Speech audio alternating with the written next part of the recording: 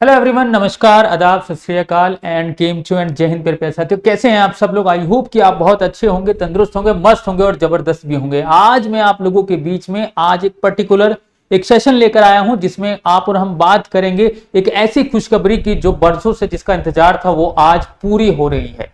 वो कैसे? क्योंकि आप और हम देखेंगे कि हरियाणा सरकार जो है बहुत लंबे समय से हमें इंतजार करा रही थी किसकी सर, एक नोटिफिकेशन का, वो सीईटी एग्जाम का, जो 2022 में कभी हुआ था और वो आज मौका मिला है 2025 में, जिसका नोटिफिकेशन जो है ऑलरेडी कुछ दिन पहले जारी हो चुका है, जिसको मैं आज आप लोगों के बीच में पूरा डिटेल में बताऊंगा कि उस इंफॉर्मेशन मतलब उस नोटिफिकेशन में क्या क्या चीजें आपको दी गई हैं, कौन कौन बच्चा उस फॉर्म को भर सकता है, कौन कौन बच्चे उस फॉर्म को अप्लाई कर सकते हैं और कौन कौन से एग्जाम के लिए मतलब हमारे को कौन कौन सी पोस्ट के लिए आप और हम जो है तैयारी में जुट सकते हैं इस एग्जाम को देने के बाद। ठीक है, तो बिना किसी देरी के आगे बढ़ता हूं। जल्दी से क्या करें, सेशन को लाइक और शेयर कर दीजिए, जितने से ज्यादा हो सके सेशन को लाइक और शेयर जरूर कर दीजिएगा। उसके बाद आगे बता दूं आपको कि ये जो एग्जाम है जो आपके सामने कंडक्ट होने जा रहा है वो कौन करा रहा है सर? वो नेम ऑफ एग्जाम है हरियाणा सीईटी यानी कॉमन एलिजिबिलिटी टेस्ट का ये एग्जाम है। जिसको कौन करा रहा है? तो ये इसका दावेदार है सर HSSC यानी कि हरियाणा की जो सरकार है वो इसको कंडक्ट कराने जा रही है। साथ ही साथ अगर मैं इसमें बात करूं तो आपको ग्रुप सी और ग्रुप डी की वैकेंसी सारी की सारी आप एलिजिबल होते हुए दिखाई देंगे। कुछ एग्जांपल ले दूं मैं अगर आपके सामने कि कौन कौन सी वैकेंसी के लिए आप एलिजिबल होंगे, तो वो होगी आपके पास पटवारी की है, कांस्टेबल की है, उसके अलावा असिस्टेंट लाइनमैन की है, सब इंस्पेक्टर की, सबसे इंपॉर्टेंट जो वैकेंसी है वो सब इंस्पेक्टर की है। उसके अलावा मैं बात करूं तो कांस्टेबल के लिए आप वैकेंसी के लिए आप एलिजिबल हो जाएंगे। उसके अलावा आप चाहें तो ग्राम सचिव के लिए, क्लर्क के लिए, डेटा एंट्री के लिए, उसके अलावा cook, watchman, staff nurse etcetera, यानी ऐसे तमाम जितनी भी हरियाणा गवर्नमेंट के अंदर जो है समय समय पर जो वैकेंसी निकला करती हैं वो सारी की सारी पोस्टों के लिए आप एलिजिबल हो जाएंगे अगर आप ये एग्जाम क्लियर कर जाते हैं तो।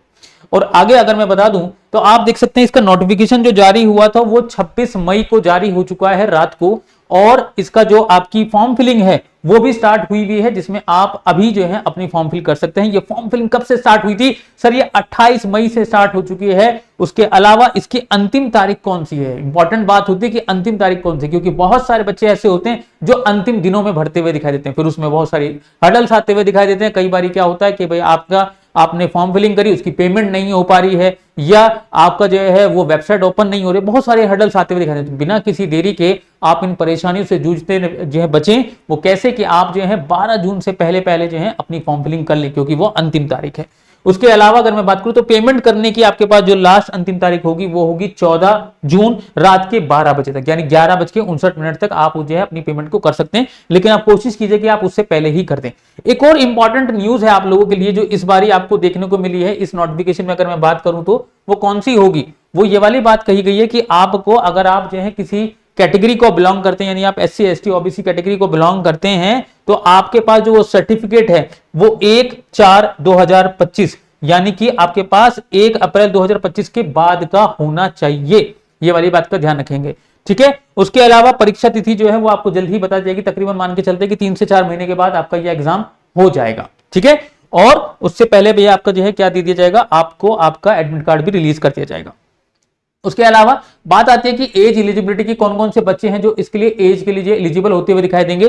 तो बहुत अच्छी रेंज रख रखी है, यानी कि जो इस समय कहीं ना कहीं बैचलर जिंदगी में है, यानी जो है अभी अपनी 12th करके बैठा है, वो बच्चा भी एलिजिबल होता हुआ दिखाई देगा। और एक वो व्यक्ति भी जो इस समय कहीं ना कहीं अपने परिवार में भी जो है ग्रस्त हो चुका है, वो बच्चा भी जो है उस फॉर्म को भर सकता है। क्यों? क्योंकि यहां पर देखेंगे तो आपके पास जो जनरल के लिए एज है वो 18 से 42 साल तक की उम्र है, और साथ ही साथ एज रिलेक्शन से भी अगर आप मान लूं जो किसी कैटेगरी को बिलोंग करते हैं, यानी ओबीसी को अगर आप बिलोंग करते हैं, SC ST को हो या फिर महिला हो अगर कोई व्यक्ति, तो आप देख सकते हैं उनके लिए 5-5 साल का रिलैक्सेशन रखा गया है, यानी कि 18 से 47 साल तक के बच्चे भी जो हैं इस फॉर्म को फिल कर सकते हैं। यानी 18 साल का जो एकदम यंग बच्चा है वो भी इसमें एलिजिबल होता हुआ दिखाई देगा, और जो 47 यानी कि जो एक वयस्क व्यक्ति हो चुका है वो भी आप देख सकते हैं कि वो भी इस एग्जाम के लिए एलिजिबल होता हुआ दिखाई देगा।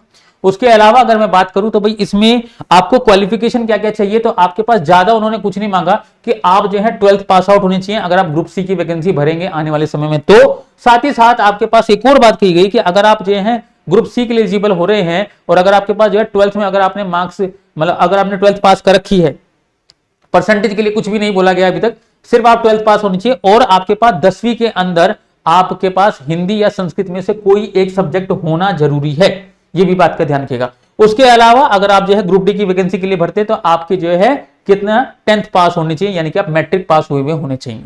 उसके अलावा अगर मैं आगे बात कर दूं तो आप देखेंगे कि यहां पे अगर आपको कहा गया है कि जब आप फॉर्म फिलिंग करेंगे तो आपको जो है उस फॉर्म फिल को भरने के लिए कितने रुपए फीस रखी गई है? सर 1000 रुपए रखी गई है। कितनी है? 1000 रुपए रखी गई है। लेकिन अगर आप चाहें तो इसको कम करवा सकते हैं। कैसे? अगर आप हरियाणा के अभ्यर्थी हैं, यानी अगर आप हरियाणा के रहने वाले हैं या फिर आप हरियाणा के नहीं भी रहने वाले हैं, वहां के रहने वाले, वहां के रेसिडेंट है या फिर वहां के नहीं भी हैं, तो भी आप इसमें अपनी फीस को कम करवा सकते हैं। कितना परसेंट? तो वो कर सकते हैं 50%। कितना? 50%, यानी कि आपको 500 रुपए पे करने पड़ेंगे अगर आप आधार कार्ड को अपना वहां पे भर के, मतलब आधार कार्ड का नंबर भर के अगर आप जो है उसकी फॉर्म फिलिंग करते हैं तो। उसके अलावा अगर आप आधार कार्ड नहीं भरेंगे तो आपको 1000 रुपए ही देने पड़ेंगे, 1000 रुपए ही देने पड़ेंगे। इसके अलावा अगर आप जो है कोई महिला है तो आपको जो है इस 1000 रुपए का 25% यानी 250 रुपए पे करना पड़ेगा अगर आप आधार कार्ड से भरती हैं तो। लेकिन अगर आप जो है महिला हैं, लेकिन अगर आप जो है आधार कार्ड से नहीं भरती हैं तो आपको भी 500 रुपए देने पड़ेंगे। यानी आप देख लीजिएगा कि जब भी आप फॉर्म फिलिंग करें तो आधार कार्ड से करिएगा, उससे आपको कंसेशन मिल जाएगा। ठीक है, आगे बढ़ता हूं और आगे आपको बता दूं कि इसमें पेपर का पैटर्न कैसे आने वाला है। तो पेपर में आपसे पूछे जाएंगे 100 सवाल। जी हां, कितने? 100 सवाल आपसे पूछे जाएंगे और 100 ही नंबर के सवाल होंगे। एमसीक्यू टाइप के क्वेश्चन होंगे सारे के सारे। 100 सवाल 100 नंबरों के होंगे, यानी हर एक सवाल 1 नंबर का है। खास बात क्या है सर? इसमें नेगेटिव मार्किंग नहीं है। सर इसमें क्या है? नेगेटिव मार्किंग नहीं, यानी हर एक सवाल का जवाब देना अनिवार्य है। ये बात का ध्यान रखिएगा। इसके ड्यूरेशन बता दूं तो ये 1 घंटा 45 मिनट का होगा, तकरीबन 105 मिनट का ये पेपर होने वाला है। जैसे कि मैंने आपको बताया कि हर एक सवाल के लिए आपको 1 नंबर मिल जाएगा अगर आप करेक्ट करते हैं तो। एक और बात खास ये है कि इसमें जब आप पेपर देंगे तो उसमें आपके पास A, B, C, D और E 5 ऑप्शन होंगे और 5वां ऑप्शन है कि आप इसका आंसर नहीं देना चाहते। 5वां ऑप्शन क्या होगा? कि आप इसका आंसर नहीं देना चाहते, यानी ऐसे ऑप्शन लिखा होगा 5वें पॉइंट पे। तो अगर आपको आंसर नहीं आता है तो आप उस ई वाले पे टिक लगाइएगा। अगर आपने किसी भी एक ऑप्शन पे टिक नहीं लगाया, इंपॉर्टेंट बात ध्यान से सुनिए, ये बहुत इंपॉर्टेंट बात है क्योंकि एग्जामिनेशन हॉल में ऐसी गलतियां होती हैं। तो आपको कहा गया कि आपके पास 5 ऑप्शन दिए गए, 5 में से 4 ऑप्शन में से कोई एक सही होगा, वो तो आपको पता लग ही गया। साथ ही साथ 5वां ऑप्शन इस तरीके का होगा कि आपको उसका आंसर नहीं देना चाहते हो। तो आपको, अगर आप नहीं देना चाहते यानी आपको उसके बारे में जानकारी नहीं है, तो आप ई पॉइंट पर टिक लगाएंगे। अगर आपने उस पर टिक नहीं लगाया, यानी 5 में से किसी एक पे भी अगर आपने टिक नहीं लगाया तो नेगेटिव मार्क हो जाएगा, यानी फिर आपको जो है उसके लिए 1 नंबर माइनस करवाना पड़ेगा अगर आपने अनअटेम्प्टेड रख दिया तो, यानी अगर आपने उसको अटेम्प्ट ही नहीं किया तो हर एक सवाल का जवाब देना जरूरी है और हर एक ऑप्शन, मतलब जो भी 5 ऑप्शन है उनमें से किसी एक को चूज करना जरूरी है, अदरवाइज आपके नंबर कट सकते हैं। उसके अलावा लेवल ऑफ एग्जाम की बात करूं तो आपके पास वही 10+2 का आपके लेवल जो आपका आएगा पेपर, और हिंदी इंग्लिश जो आएगा आपके पास, जो लैंग्वेज आएगा वो आपके पास 10th लेवल तक का आएगा। पेपर का मोड कैसा होगा सर? वो इंग्लिश और हिंदी दोनों लैंग्वेज में आपके पास अवेलेबल होता हुआ दिखाई देगा। उसके अलावा अगर मैं बात करूं तो आपके पास जो पेपर होगा, जैसे कि मैंने आपको बताया कि 100 सवाल आने वाले हैं आपके पास, उन 100 सवालों में किस किस जगह से सवाल आने वाले हैं, यानी कौन कौन से टॉपिक्स आपको पढ़ने हैं, कौन कौन से सब्जेक्ट्स आपको कवर करने हैं, उसमें मैं अगर बात करूं तो आपके पास जो है वो 2 कैटेगरी में आपके पास बना है, सेक्शन ए और सेक्शन बी। सेक्शन ए में रखा गया है 75% वेटेज, जहां पे आपके पास रखा गया है जनरल अवेयरनेस है, रीजनिंग के क्वेश्चन आते हुए दिखाई देंगे, मैथमेटिक्स के क्वेश्चन आएंगे, उसके अलावा आपके पास इंग्लिश, हिंदी और कंप्यूटर नॉलेज की आपसे पूछा जाएगा।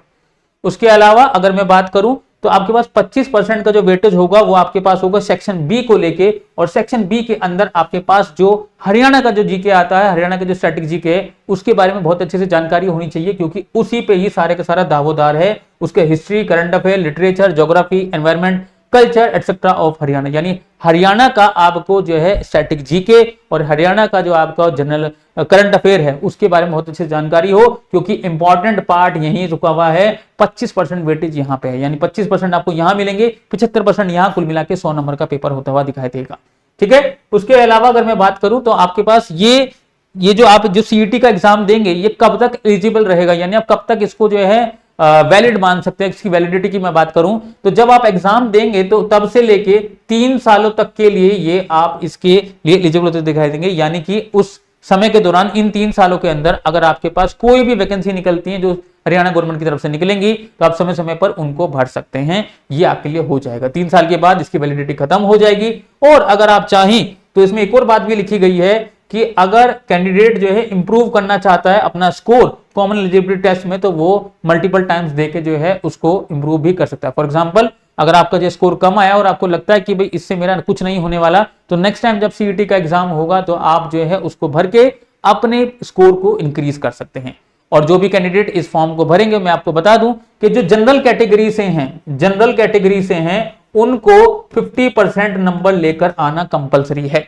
उसके अलावा जो भी जो है, अगर आप जो है किसी जनरल के अलावा है यानी अनरिजर्व्ड कैटेगरी हैं, अगर आप कौन सा अनरिजर्व्ड कैटेगरी हैं, तो आपको 40% मार्क्स लेकर आना कंपलसरी है। अगर आप नहीं लेकर आते तो आप इसमें क्वालिफाई नहीं माने जाएंगे। यानी क्वालिफाई करने के लिए आपको 50% जनरल और अनरिजर्व कैटेगरी के लिए 40% लेकर आना जरूरी है। लेकिन खास बात यह है कि क्या इन 50% 40% से बात बन पाएगी? नहीं, इससे ज्यादा आपको लाना पड़ेगा। तकरीबन अपना टारगेट रखेंगे कि मेरा 80+ के आसपास टारगेट आए, तब जाके आप मानिएगा कि हाँ आपने एक अच्छा एग्जाम दिया है। उससे कम पे बात नहीं बनेगी।